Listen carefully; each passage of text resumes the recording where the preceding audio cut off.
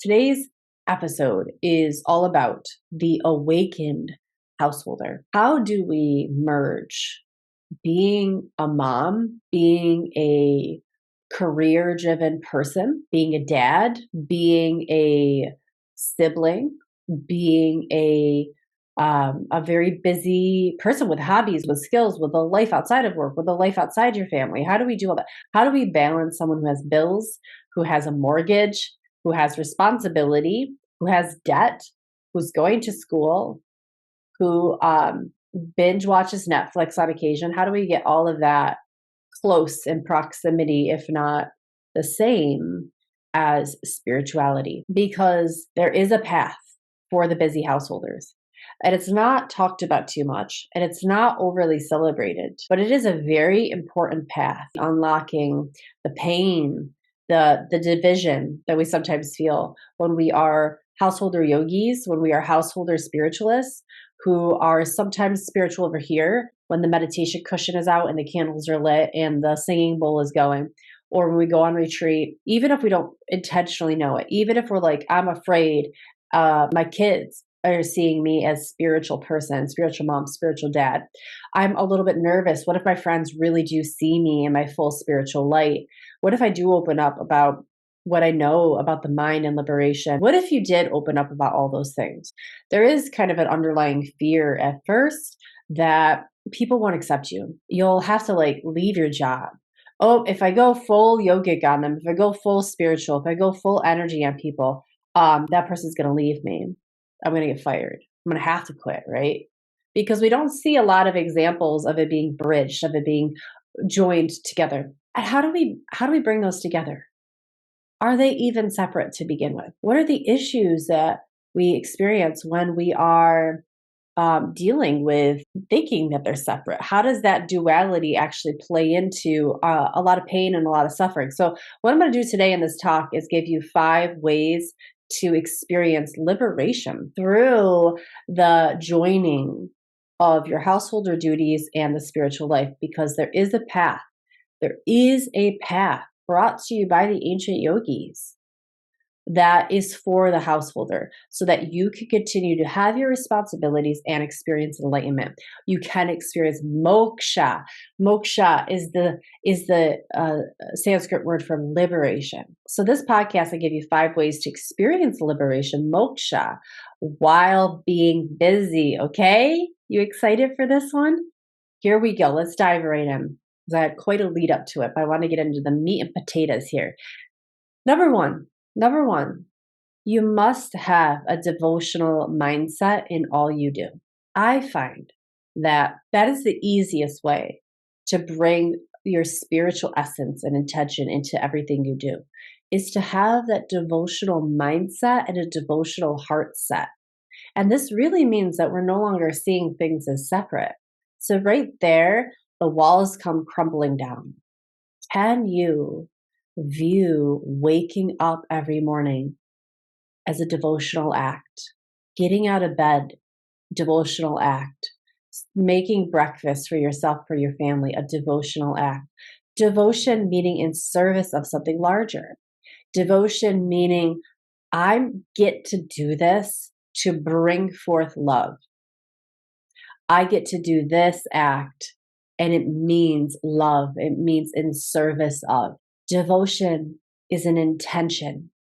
And devotion is the elixir that actually abolishes separation almost instantly. Because when I'm in devotion, I am really in a state of love. And when you're in a state of love, it's really hard to see things as separate. And so we can join forces, so to speak, with everyone around us and feel connected to them because we are really in the current or the intentional frequency of love, which is the expression of or the devotion of love itself.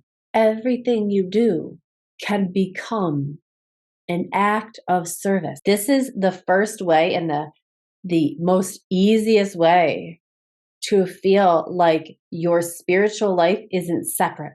This is the householder credo, right? This is the householder vision, that everything you do is no longer just getting the kids ready. It's no longer just going grocery shopping. It's no longer just laundry. It is in service of a greater vision. Second way to experience liberation while being busy is to feel your way through the day. That's a cute little rhyme. I didn't mean for it to rhyme. Feel your way through the day. What do I mean by that? Instead of asking, what do I want to do today? Ask yourself, how do I want today to feel? Emotions are the signature of the soul.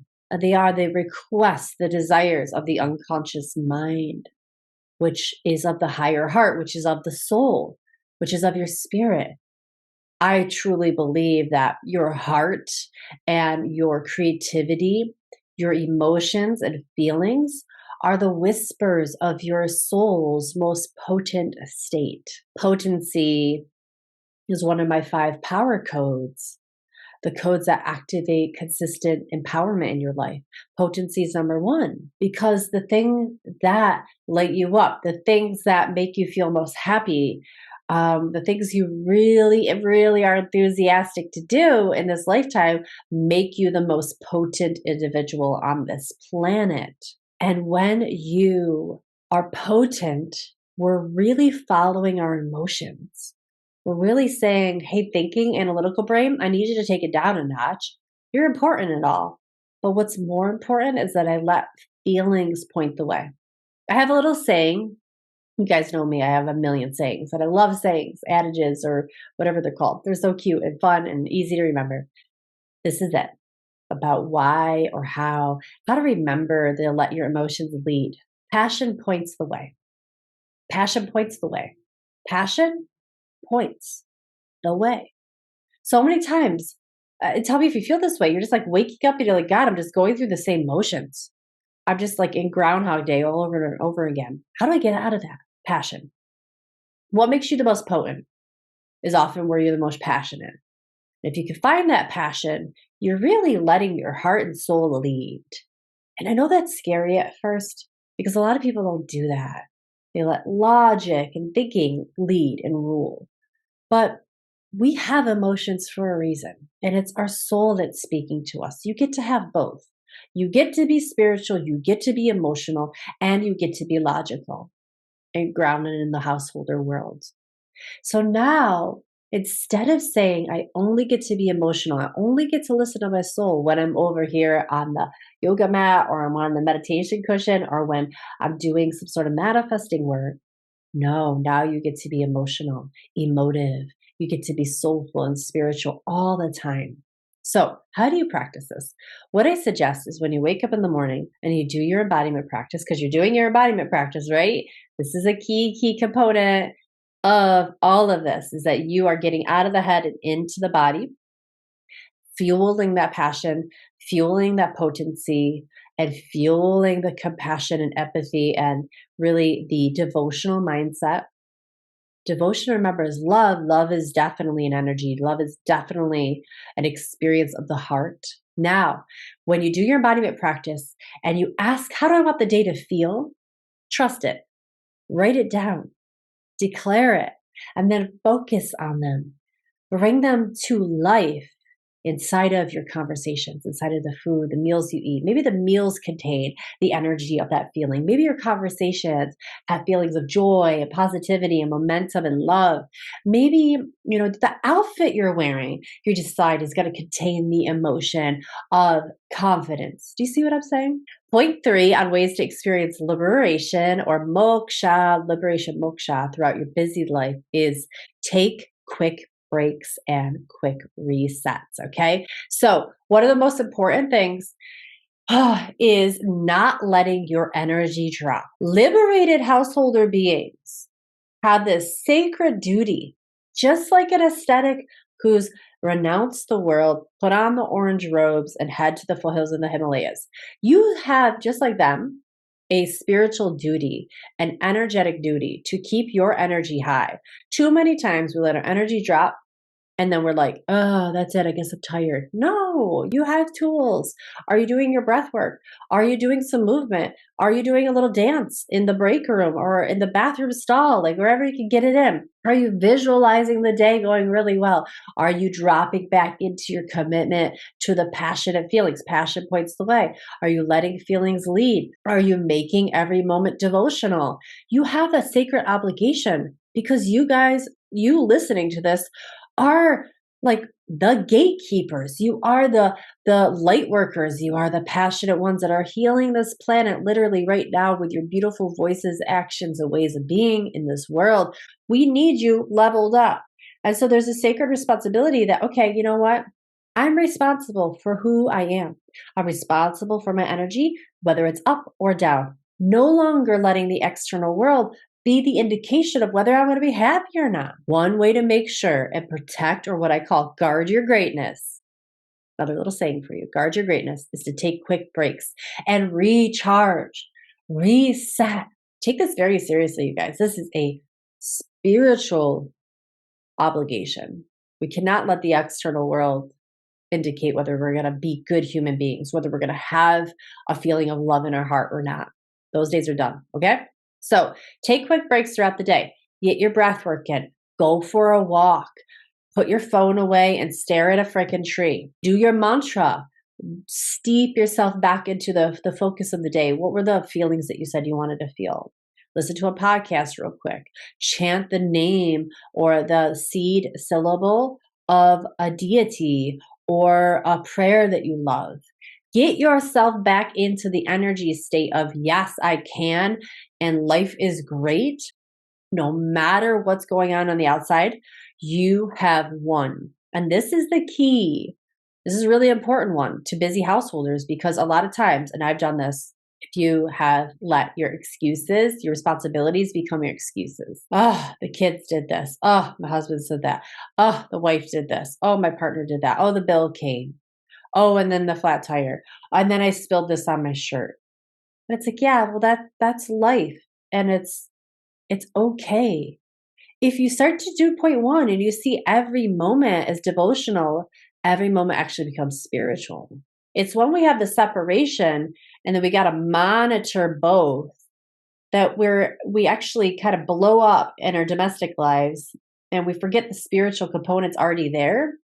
And then we have to clean up, right? We got to do damage control. I'm sorry, we apologize. I'm sorry I shouldn't have acted like this. Or I got to go back and say what I really meant because I exploded or gave in again instead of being resilient. Or, we have to go back and do damage control. We have to go back and clean up. The difference now is you go back quickly, fix things quicker, apologize sooner, and get things back up there into the land of light and love again, right? We don't dwell anymore and get down on ourselves, okay? So quick breaks, quick resets throughout the day. Get them in. Another pro tip here for you for this point number 3 is schedule it inside of your calendar.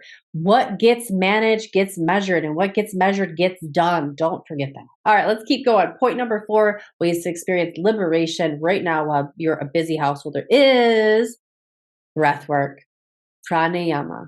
Pranayama means lengthening of the life force energy in your body. Pranayama. Pranayama is the lengthening of life force energy. Tell me that doesn't tell you everything you need to know about why to do breath work. Breath work is like the cool street name now for the drug known as pranayama. And it is a drug, right? It's not really a drug, but it makes you feel super everything. Energized, peaceful. It is the perfect medicine. More to come on pranayama. Okay, I'm going to be doing some podcasts on that. By the way, quick plug for the Rise Revolution membership. If you want to learn pranayama with me and you want to be guided through embodiment, breathwork, meditations, energy resets, things like that, join the Rise Revolution membership. Okay, you can find that anywhere on my website, links in my bios. You can message me. I teach you that stuff inside of there. Okay. Breathwork, pranayama. Let's get back to it. Liberation. Sometimes we overreact in our domestic lives, or we get really drama, right? Because we have actually allowed the moment to get too close to us, and it's right on top of us. And now it's suddenly like, oh my God, get this moment off of me. Get this anger off of me. I don't want it. And then we start to react to that And it's like you in that moment are entangled. And so, what breath work does, one of the amazing things it does, is it creates this feeling, this perception of spaciousness.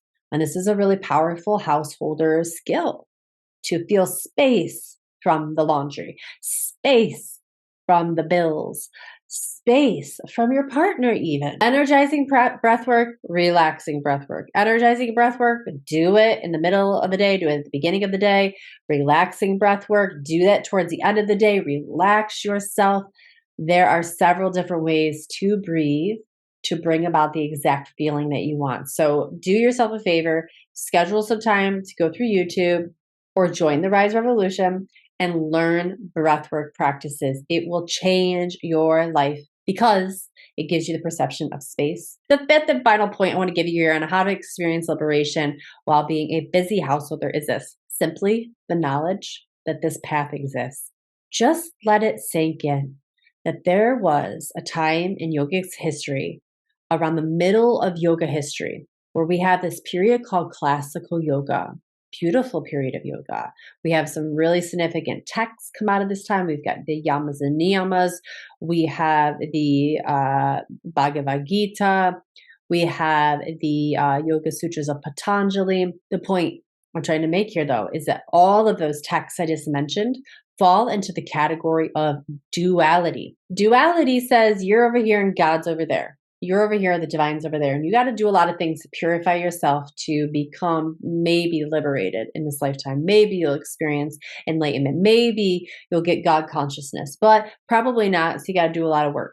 Now, the Yamas and the Niyamas are a beautiful, beautiful book, beautiful set of scripture, beautiful set of knowledge. The Bhagavad Gita, the Yoga Sutras, fantastic. But the thing that these are all helping you do is liberate from life, liberate from the modern world, renounce the modern world. So these are great texts to find. There's instructions on how to find liberation and moksha while you decide that you are going to abandon the world and go and be a monk, go to a monastery. And people do this. People disappear. And this is their dharma. This is their calling. This is their path. And they can feel it in their soul. And that's great that they need to do that. Like, that is a beautiful thing, but not all of us. It's not for everyone. Not all of us want to do that. Some of us have signed up for life. Like, we are like, I actually really like my house. I like my boyfriend. I like this they call mortgage because I like the house that it gives me. I like life. I like buying things. I don't know that I want to leave. And if you're like me, you actually feel really drawn to serving people. I actually like doing the spiritual stuff and then coming back and reporting to you. So it would be no good for me or you if I left and completely abandoned society. That's not my path.